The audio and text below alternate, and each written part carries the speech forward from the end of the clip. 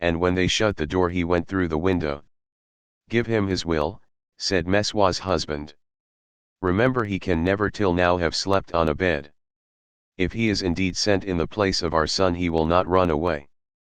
So Mowgli stretched himself in some long, clean grass at the edge of the field, but before he had closed his eyes a soft grey nose poked him under the chin. "Phew," said Grey Brother, he was the eldest of Mother Wolf's cubs. "This is a poor reward for following thee 20 miles. Thou smellest of wood smoke and cattle altogether like a man already. Wake, little brother, I bring news." "Are all well in the jungle?" said Mowgli, hugging him. "All except the wolves that were burned with the red flower. Now, listen. Shere Khan has gone away to hunt far off till his coat grows again, for he is badly singed. When he returns he swears that he will lay thy bones in the weighing unga. There are 2 words to that. I also have made a little promise. But news is always good. I am tired tonight very tired with new things, Grey Brother but bring me the news always. Thou wilt not forget that thou art a wolf?" "Men will not make thee forget," said Grey Brother anxiously. "Never. I will always remember that I love thee and all in our cave. But also I will always remember that I have been cast out of the pack. And that thou mayest be cast out of another pack. Men are only men, little brother, and their talk is like the talk of frogs in a pond. When I come down here again, I will wait for thee in the bamboos at the edge of the grazing ground." For 3 months after that night Mowgli hardly ever left the village gate, he was so busy learning the ways and customs of men. First he had to wear a cloth round him, which annoyed him horribly, and then he had to learn about money, which he did not in the least understand, and about ploughing, of which he did not see the use. Then the little children in the village made him very angry. Luckily, the law of the jungle had taught him to keep his temper, for in the jungle life and food depend on keeping your temper, but when they made fun of him because he would not play games or fly kites, or because he mispronounced some word, only the knowledge that it was unsportsmanlike to kill little naked cubs kept him from picking them up and breaking them in two. He did not know his own strength in the least. In the jungle he knew he was weak compared with the beasts, but in the village people said that he was as strong as a bull. And Mowgli had not the faintest idea of the difference that caste makes between man and man. When the potter's donkey slipped in the clay pit, Mowgli hauled it out by the tail, and helped to stack the pots for their journey to the market at Kanhiwara. That was very shocking, too, for the potter is a low-caste man, and his donkey is worse. When the priest scolded him, Mowgli threatened to put him on the donkey too, and the priest told Meswa's husband that Mowgli had better be set to work as soon as possible, and the village headman told Mowgli that he would have to go out with the buffaloes next day, and herd them while they grazed. No one was more pleased than Mowgli, and that night, because he had been appointed a servant of the village, as it were, he went off to a circle that met every evening on a masonry platform under a great fig tree. It was the village club, and the headman and the watchman and the barber, who knew all the gossip of the village, and old Buldeo, the village hunter, who had a tower musket, met and smoked. The monkeys sat and talked in the upper branches, and there was a hole under the platform where a cobra lived, and he had his little platter of milk every night because he was sacred, and the old men sat around the tree and talked, and pulled at the big hukas, the water pipes, till far into the night. They told wonderful tales of gods and men and ghosts, and Buldeo told even more wonderful ones of the ways of beasts in the jungle, till the eyes of the children sitting outside the circle bulged out of their heads. Most of the tales were about animals, for the jungle was always at their door. The deer and the wild pig grubbed up their crops, and now and again the tiger carried off a man at twilight, within sight of the village gates.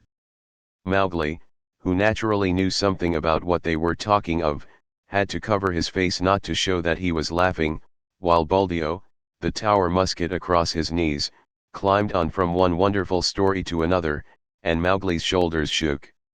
Buldeo was explaining how the tiger that had carried away Meswa's son was a ghost tiger, and his body was inhabited by the ghost of a wicked, old money-lender, who had died some years ago. And I know that this is true, he said, because Purun Das always limped from the blow that he got in a riot when his account books were burned, and the tiger that I speak of he limps, too, for the tracks of his pads are unequal. True, true, that must be the truth, said the greybeards, nodding together. Are all these tales such cobwebs and moon talk, said Mowgli. That tiger limps because he was born lame, as everyone knows. To talk of the soul of a money-lender in a beast that never had the courage of a jackal is child's talk. Buldeo was speechless with surprise for a moment, and the headman stared. Oh ho! It is the jungle brat, is it? Said Buldeo. If thou art so wise, better bring his hide to Kanhiwara, for the government has set 100 rupees on his life. Better still, talk not when thy elders speak. Mowgli rose to go. All the evening I have lain here listening, he called back over his shoulder, and, except once or twice, Buldeo has not said one word of truth concerning the jungle, which is at his very doors. How, then, shall I believe the tales of ghosts and gods and goblins which he says he has seen? It is full time that boy went to herding, said the headman, while Buldeo puffed and snorted at Mowgli's impertinence. The custom of most Indian villages is for a few boys to take the cattle and buffaloes out to graze in the early morning, and bring them back at night.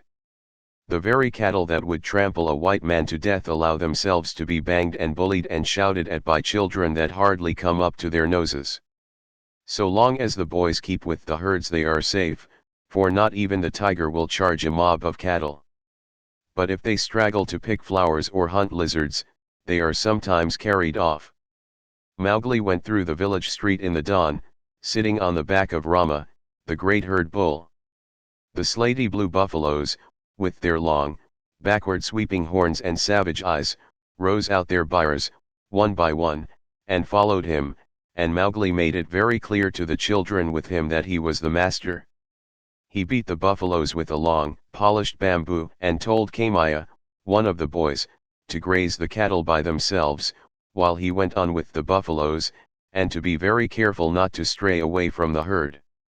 An Indian grazing ground is all rocks and scrub and tussocks and little ravines, among which the herds scatter and disappear.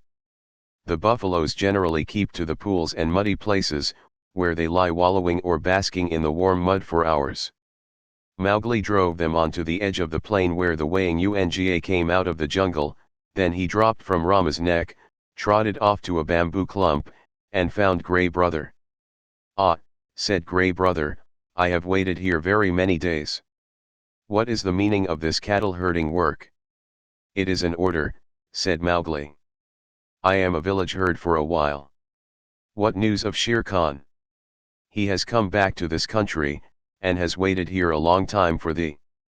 Now he has gone off again, for the game is scarce. But he means to kill thee. Very good, said Mowgli. So long as he is away do thou or one of the 4 brothers sit on that rock, so that I can see thee as I come out of the village. When he comes back wait for me in the ravine by the dak tree in the center of the plain. We need not walk into Shere Khan's mouth. Then Mowgli picked out a shady place, and lay down and slept while the buffaloes grazed round him. Herding in India is one of the laziest things in the world.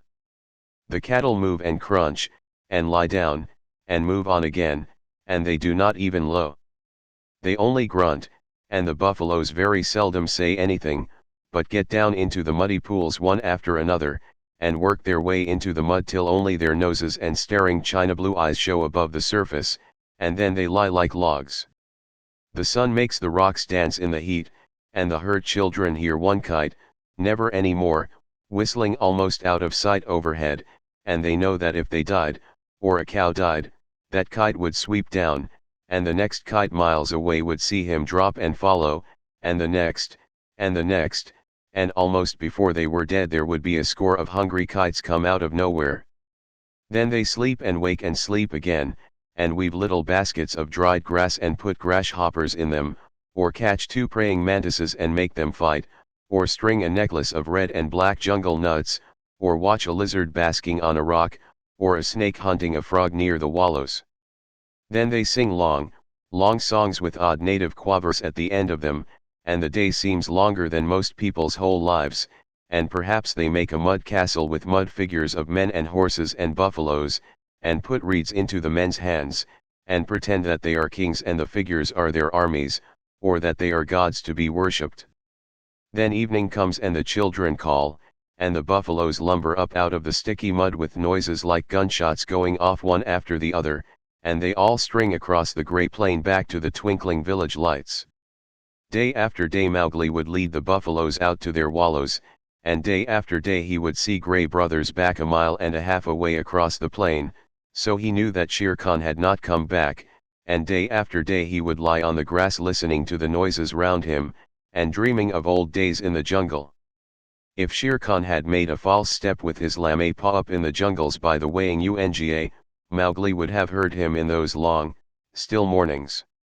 At last a day came when he did not see Grey Brother at the signal place, and he laughed and headed the buffaloes for the ravine by the dhk tree, which was all covered with golden red flowers.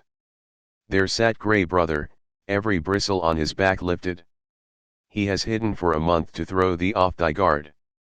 He crossed the ranges last night with Tabaqui, hotfoot on thy trail, said the wolf, panting. Mowgli frowned. I am not afraid of Shere Khan, but Tabaqui is very cunning. Have no fear, said Grey Brother, licking his lips a little. I met Tabaqui in the dawn. Now he is telling all his wisdom to the kites, but he told me everything before I broke his back. Shere Khan's plan is to wait for thee at the village gate this evening for thee and for no one else. He is lying up now, in the big dry ravine of the weighing Unga. Has he eaten today, or does he hunt empty, said Mowgli, for the answer meant life and death to him. He killed at dawn a pig and he has drunk too. Remember, Shere Khan could never fast, even for the sake of revenge. Oh! Fool, fool! What a cub's cub it is! Eaten and drunk too, and he thinks that I shall wait till he has slept. Now, where does he lie up? If there were but 10 of us we might pull him down as he lies. These buffaloes will not charge unless they wind him, and I cannot speak their language. Can we get behind his track so that they may smell it? He swam far down the weighing Unga to cut that off, said Grey Brother. Tabaqui told him that, I know. He would never have thought of it alone. Mowgli stood with his finger in his mouth, thinking. The big ravine of the weighing Unga. That opens out on the plain not half a mile from here. I can take the herd round through the jungle to the head of the ravine and then sweep down, but he would slink out at the foot. We must block that end. Grey Brother, canst thou cut the herd in two for me? Not I, perhaps, but I have brought a wise helper. Grey Brother trotted off and dropped into a hole. Then there lifted up a huge grey head that Mowgli knew well, and the hot air was filled with the most desolate cry of all the jungle, the hunting howl of a wolf at midday. Akela! Akela, said Mowgli, clapping his hands. I might have known that thou wouldst not forget me. We have a big work in hand. Cut the herd in two, Akela. Keep the cows and calves together, and the bulls and the plough buffaloes by themselves. The two wolves ran, ladies' chain fashion, in and out of the herd, which snorted and threw up its head, and separated into two clumps. In one, the cow buffaloes stood with their calves in the center, and glared and pawed, ready, if a wolf would only stay still, to charge down and trample the life out of him. In the other, the bulls and the young bulls snorted and stamped, but though they looked more imposing they were much less dangerous, for they had no calves to protect. No 6 men could have divided the herd so neatly. What orders? Panted Akela. They are trying to join again.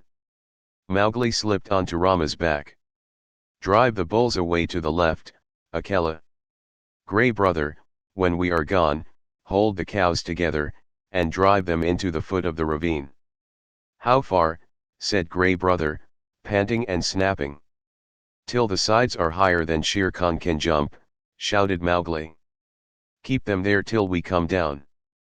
The bulls swept off as Akela bade, and Gray brother stopped in front of